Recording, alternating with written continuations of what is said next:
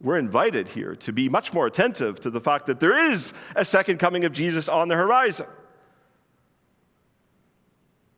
How aware? How much do we live with that kind of awareness? Are we in fact watching? There's something about that, this invitation for us to be attentive to our times.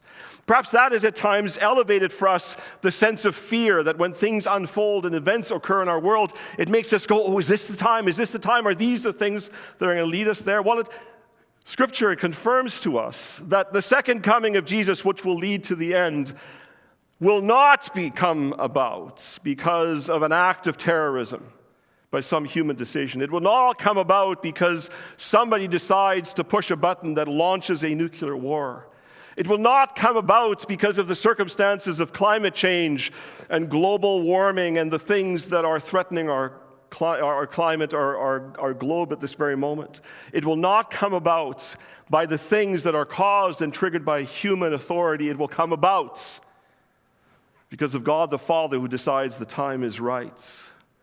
And we are in good hands with a God who is good, who intends good for us. There's nothing secret or hidden about him that will do us harm.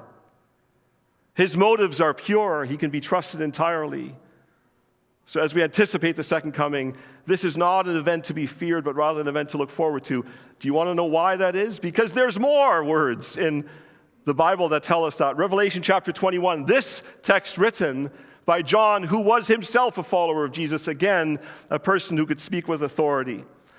He's having a vision about these events, and he shares them with us. This is what he says.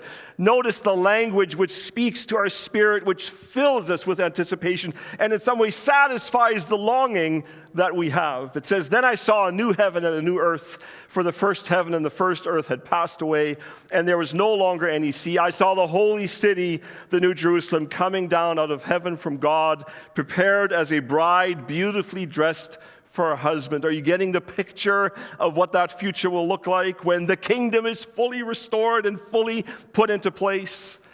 Revelation carries on, "And I heard a loud voice from the throne saying, 'Look, God's dwelling place is now among the people. No longer is there separation.